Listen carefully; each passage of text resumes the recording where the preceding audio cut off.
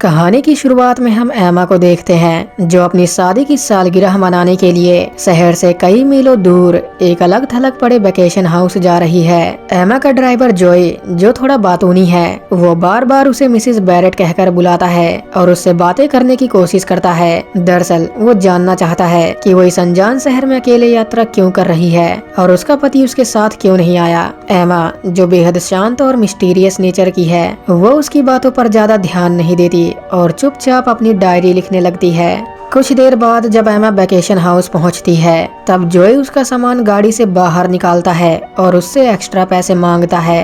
एमा जब उसे पैसे दे रही होती है तब वो उसके फोन में झांकने की कोशिश करता है और उससे उसके हस्बैंड के बारे में पूछता है। एमा उसे बताती है उसके हस्बैंड अभी बाहर हैं मगर कल तक वो यहाँ पर आ जाएंगे। ऐसा कहकर वो उसे जल्दी से पैसे दे देती है जिसके बाद वो वहाँ से चला जाता है। घर के अंदर आते ही वो सबसे पहले सिक्योरिटी कोड्स को एंटर करती है और अलार्म्स को ऑफ करके सारे दरवाजे बंद कर देती है। एमा जब अपने कपड़े निकाल रही होती है तब अचानक उसे याद आता है उसने अपनी डायरी कार में ही छोड़ दी है जो शायद अब उसे कभी नहीं मिलने वाली। शाम को जब वो शावर ले रही होती है तब उसे दरवाजे पर किसी के नॉक करने की आवाज आती है।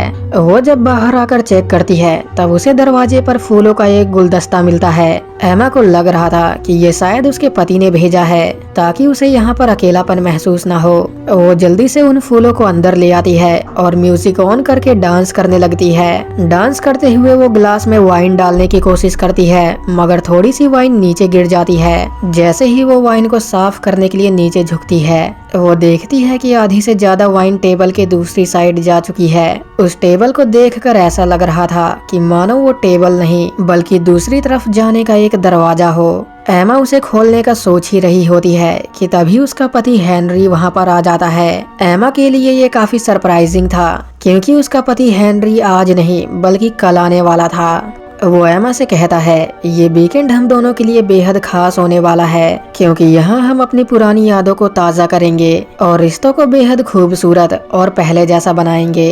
अब क्योंकि काफी रात हो चुकी थी इसलिए वो दोनों सोने के लिए बेडरूम में आ जाते हैं। रात में जब एमा सो रही होती है तब उसे फील होता है कोई घर में घुस आया है और वो उसके कपड़े उतार रहा है। अगले दिन जब एमा की आंखें खुलती हैं तब उसे अपने टेबल पर एक रोज मिलता है। एमा नोटिस करती है कि उसके कपड़े किसी ने बदल दिए हैं। हेनरी नोटिस करता है उसके जूते, कपड़े और सेल फोन्स सभी चीजें यहाँ से गायब हैं। वो एमा को लेकर जल्दी से कार में आता है मगर तभी उसे याद आता है उसने कार की कीज घर में ही छोड़ दी है। वो दोनों सिचुएशन को समझने की कोशिश कर ही रहे होते हैं कि तभी उन्हें झाड़ियों में किसी के होने का एहसास होता है। हेनरी एमा से कहता है जब तक मैं वापस नहीं आ जाता तब तक तुम घर में ही रुकना और सारे दरवाजे लॉक कर लेना। ऐसा कहकर वो उस आदमी को पकड़ने के लिए निकल जाता है जो उन पर नजर रखे हुए था। एमा जल्दी से घर में आती है और सारे दरवाजे लॉक कर लेती है। वो दरवाजे पर खड़े होकर हेनरी के आने की राह देखने लगती है लेकिन तभी कमरे में रखा फोन बज उठता है। वो जब कॉल पिक करती है तब एक मिस्टीरियस पर्सन उससे कहता है जब तक वो इस घर में है तब तक उसे उसकी सारी बातें माननी होंगी। जैसे ही फोन कट होता है एमा के सामने रखा टीवी ऑन हो जाता है जिसमें उसके सोने से लेकर नहाने तक सारे वीडियोस एक एक करके प्ले होने लगते हैं। एमा समझ चुकी थी कि ये जो कोई भी है वो काफी शातिर है और वो उसकी हर हरकत पर नजर बनाए रखे हुए है। हेनरी जब घर के अंदर आता है तब दोबारा से फोन रिंग होता है। हेनरी जब कॉल पिक करता है तब अननोन वॉइस उससे कहती है जब तक तुम इस घर में हो तब तक तुम्हें मेरे सारे रूल्स मानने होंगे। हेनरी को लग रहा था कि वो आदमी उसके साथ मजाक कर रहा है इसलिए वो उसके रूल्स को मानने से मना कर देता है। वो एमा को लेकर घर से बाहर जाने लगता है लेकिन तभी सारी खिड़कियां और दरवाजे बंद हो जाते हैं और बाहरी दुनिया से उनका संपर्क टूट जाता है। वो दोनों अब ना तो किसी को कॉल कर सकते थे और ना ही इस कमरे से बाहर जा सकते थे इसलिए वो यहाँ से निकलने का कोई दूसरा रास्ता ढूंढते हैं। एमा देखती है कि कमरे में रखा फोन दोबारा से रिंग हो रहा है। जैसे ही वो फोन के पास आती है हेनरी उस फोन को उठाकर पटक देता है। फोन के टूटते ही उन दोनों को जोर का बिजली का झटका लगता है जिससे उन दोनों की बॉडी थोड़ी देर के लिए सुन्न हो जाती है। वो अननोन वॉइस उन्हें बताती है तुम दोनों के कान पर एक इलेक्ट्रॉनिक डिवाइस लगा है। अगर तुमने रूल्स को फॉलो करने से मना किया या घर में किसी तरह की तोड़फोड़ मचाई तो तुम्हें बिजली के झटके मिलेंगे, जिससे तुम्हारी डेथ भी हो सकती है। अगर तुम यहाँ से निकलना चाहते हो तो तुम्हें मेरी हर बात माननी होगी। वो अननोन बॉयस उन्हें एक परफेक्ट पति और पत्नी की तरह बिहेव करने के लिए कहता है। वो हेनरी को एमा के लिए बेडरूम का दरवाजा खोलने और एमा को मुस्कुराकर हेनरी को थैंक यू बोलने का ऑर्डर देता है। वो दोनों ठीक वैसा ही करते हैं और बेडरूम के अंदर आ जाते हैं। वो उन दोनों को कपड़े चेंज करके जल्दी से रेडी होकर किचन में आने का ऑर्डर देता है। वो एमा को खाना बनाने और हेनरी को हर वक्त उसका ध्यान रखने का ऑर्डर देता है। एमा जब खाना बना रही होती है तब वो अननोन बॉयस हेनरी को अपना लैपटॉप ओपन करने को कहता है। हेनरी जब लैपटॉप ओपन करता है तब उसे एमा के बॉयफ्रेंड रायन के कुछ पर्सनल फोटोज और वीडियोस मिलते हैं। यहाँ पर हेनरी को पता चलता है कि एमा इतने सालों से उसे चीट कर रही थी। हेनरी ये सब देखकर काफी दुखी हो जाता है और वो वहाँ से जाने लगता है, लेकिन वो अननोन बॉयस उसे रोक लेती है। वो बॉयस हेनरी से कहती है, आज रात का डिनर तुम दोनों को एक साथ करना है। तुम दोनों एक दूसरे को जितना जानोगे तुम्हारा रिश्ता उतना ही गहरा होगा। वो दोनों जब डिनर कर रहे होते हैं तब हेनरी उससे रायन के बारे में पूछता है। एमा उसे बताती है कि ये सब जैकब की पार्टी से स्टार्ट हुआ था। हम दोनों के बीच जो कुछ भी था वो अब खत्म हो चुका है। एमा अपनी इस भूल के लिए उससे माफी मांगती है, मगर हेनरी इतने गुस्से में था कि वो उसकी जरा भी नहीं सुनता और डिनर छोड़कर वहाँ से चला जाता है। कुछ देर बाद जब एमा बेडरूम में आती है तब वो अननोन बॉयस हेनरी को एमा के साथ डांस करते हुए उसे किस करने के लिए कहता है। हेनरी इतना टूट चुका था कि वो ऐसा करना नहीं चाहता था, मगर मजबूरन उसे ऐसा करना पड़ता है। वो एमा के साथ डांस करता है और उसे किस भी करता है। डांस खत्म होने के बाद वो उन दोनों को बेड पर लेटकर उन्हें इंटीमेट होने का ऑर्डर देता है। उन दोनों के लिए ये सिचुएशन काफी डरावनी थी, क्योंकि उन्हें अब एक ऐसे आदमी के सामने इंटीमेट होना था जिसने उन्हें इस घर में कैद कर दिया था।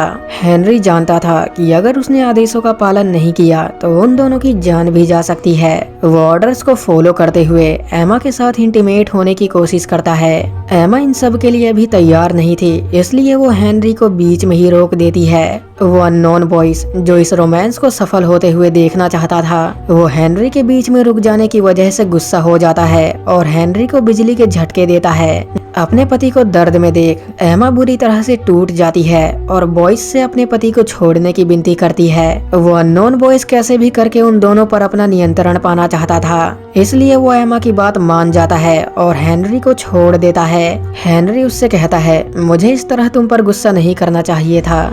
वो एमा को दिलासा देते हुए उससे कहता है वो उसे यहाँ से बाहर जरूर निकालेगा। वो दोनों जब रेस्ट कर रहे होते हैं तब एमा को स्पीकर पर किसी आदमी के बोलने की आवाज सुनाई देती है। जब वो दोनों आवाज का पीछा करते हुए मेन डोर पर आते हैं तब एमा देखती है कि वो आदमी कोई और नहीं बल्कि जोई है, जो यहाँ उसकी डायरी वापस लौटाने आया है। इससे पहले कि वो यहाँ से चला जाए, एमा लाइट ब्लिंक करके उससे हेल्प मांगने की कोशिश करती है। जोई की नजर जब ब्लिंक कर रही लाइट पर पड़ती है तब वो समझ जाता है कि एमा किसी मुसीबत में है। वो घर में घुसने की कोशिश करता है, मगर किडनैपर उसे नीचे खींच लेता है और उसे बेहोश कर देता है। एमा नोटिस करती है कि जब से जोई यहाँ पर आया है तब से उन्हें ऑर्डर्स मिलने बंद हो गए हैं। वो हेनरी से कहती है, ये जो कोई भी है वो अकेला है और शायद मुझे पता है कि वो इस वक्त कहाँ है। इससे पहले कि वो किडनैपर वापस आ जाए, वो सीलिंग पर लगे कैमरे को निकाल देती है और हेनरी को लेकर किचन में आ जाती है। वो हेनरी को चारों तरफ नजर रखने के लिए कहती है और किचन में लगी प्लाई को हटा देती है। हेनरी उसे अंदर जाने से मना करता है क्योंकि ये उसके लिए रिस्की हो सकता था। एमा उससे कहती है उसे कुछ नहीं होगा। ऐसा कहकर वो अंदर घुस जाती है। वो जब बाहर निकलने का रास्ता ढूंढ रही होती है तब उसे हेनरी के चिल्लाने की आवाज आती है। जैसे ही वो चेक करने के लिए बाहर आती है, किडनैपर उसे पकड़ लेता है और उस पर हमला करके उसे बेहोश कर देता है। कुछ देर बाद जब एमा की आंखें खुलती हैं तब वो खुद को बेडरूम में पाती है। वो टीवी स्क्रीन पर देखती है कि डाइनिंग एरिया में किसी को बांध कर रखा गया है। वो जब उस आदमी के पास आती है तब उसे पता चलता है वो आदमी कोई और नहीं बल्कि उसका बॉयफ्रेंड रायन है। जैसे ही वो रायन को छुड़ाने के लिए उसके नजदीक जाती है, वो किडनैपर उसे रोक देता है और उसे ऐसा करने से मना करता है। वो एमा से कहता है, अगर तुम्हें अपनी शादी को पवित्र बनाना है तो तुम्हें रायन को मारना होगा। अगर तुमने उसे नहीं मारा तो मैं तुम्हारे पति को मार दूंगा। इससे पहले कि एमा को समझने का थोड़ा और समय मिल पाता, वो हेनरी को इलेक्ट्रिक शॉक देना शुरू कर देता है, जिससे वो तड़पने लगता है। इससे पहले कि किडनैपर उसे तड़पा तड़पा कर मार डाले, एमा अपने पास पड़े चाकू से रायन पर हमला कर देती है और उसे मार डालती है और हेनरी की जान बचा लेती है। हेनरी उसे समझाते हुए कहता है, तुमने ये सब मजबूरी में आकर किया, इसमें तुम्हारी कोई गलती नहीं थी। अगर मैं तुम्हारी जगह होता तो शायद मैं भी यही करता। वो एमा से प्रॉमिस करता है यहाँ से निकलने के बाद वो सब कुछ ठीक कर देगा और किसी को कुछ पता भी नहीं चलेगा। वो एमा को वाइन का एक ग्लास देता है और वहाँ से चला जाता है। एमा नोटिस करती है कि ये वही वाइन है जिसे पीकर वो पिछली बार बेहोश हो गई थी। वो जानती थी कि बेहोश होने के बाद वो किडनैपर उसे देखने यहाँ जरूर आएगा, इसलिए वो कैमरे के सामने वाइन पीने का नाटक करती है और नीचे फर्श पर लेट जाती है ताकि किडनैपर को ऐसा लगे कि वो बेहोश हो गई है। एमा ने जैसा सोचा था वो किडनैपर ठीक वैसा ही करता है। बेहोश होने के बाद वो उसके कमरे में आता है और उसे चेक करके वहाँ से चला जाता है। किडनैपर के वहाँ से जाते ही वो उसका पीछा करती है और एक कमरे में आ जाती है। एमा जब किडनैपर के रूम की छानबीन करती है तब उसे पता चलता है ये सब ईडन ग्रुप नामक एक संगठन की साजिश है। ये संगठन ईथन नाम के एक आदमी ने बनाया है जो औरतों को एक आदर्श पत्नी बनाने पर जोर देता है ताकि वो अपने पति की हर बात माने। एमा देखती है कि ईथन के साथ साथ हेनरी भी इस प्लान में शामिल है और ये सारा खेल उसी का रचाया है ताकि वो फिर से उस पर कंट्रोल पा सके। इससे पहले कि हेनरी और ईथन वो दोनों वापस आ जाएं, वो अपनी जगह पर लेट जाती है ताकि उन्हें उस पर शक न हो। उन्हें लग रहा था कि एमा पूरी तरह से उनके नियंत्रण में आ चुकी है, इसलिए वो दोनों उसे कार में छोड़कर आपस में बातें करने लगते हैं। उन दोनों के वहाँ से जाते ही एमा कान में लगे डिवाइस को बाहर निकाल लेती है ताकि ईथन उसे कंट्रोल न कर पाए। वो कार स्टार्ट करके वहाँ से निकलने की कोशिश करती है मगर ईथन उसे देख लेता है और उसे पकड़ने की कोशिश करता है। इससे पहले कि वो एमा को किसी तरह की चोट पहुंचाए, एमा उस पर पीछे से हमला कर देती है जिससे उसकी डेथ हो जाती है। ईथन के मरते ही वो उसके हाथ से वो वॉच जिससे वो इलेक्ट्रॉनिक डिवाइस को कंट्रोल किया करता था उसे निकाल लेती है। एमा हेनरी को बताती है कि ये वही आदमी है जिसने उन्हें यहाँ पर कैद करके रखा था। हेनरी को कुछ समझ नहीं आ रहा था कि अब वो क्या करे क्योंकि ईडन ग्रुप के ओनर की अब डेथ हो चुकी थी।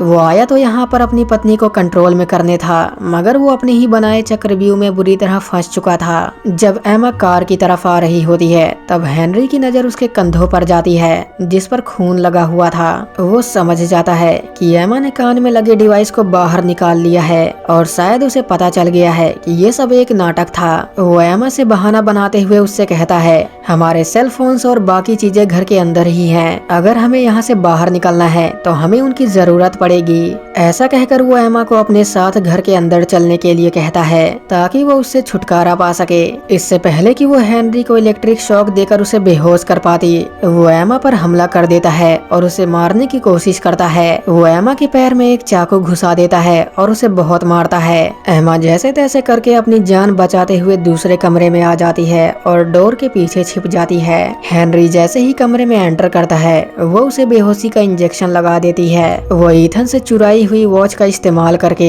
हेनरी को इलेक्ट्रिक शॉक देती है और उसे तड़पता हुआ छोड़कर घर से बाहर आ जाती है। जब वो ड्राइव करके अपने घर वापस लौट रही होती है तब उसे रास्ते में जोई की कार मिलती है जिसका एक्सीडेंट हो चुका था। जब वो जोई को अपनी कार में बैठाती है तब जोई उसे अपनी जान बचाने के लिए थैंक यू बोलता है, जिसके बाद वो दोनों वहाँ से निकल जाते हैं और इसी के साथ ये मूवी यहीं पर खत्म हो जाती है।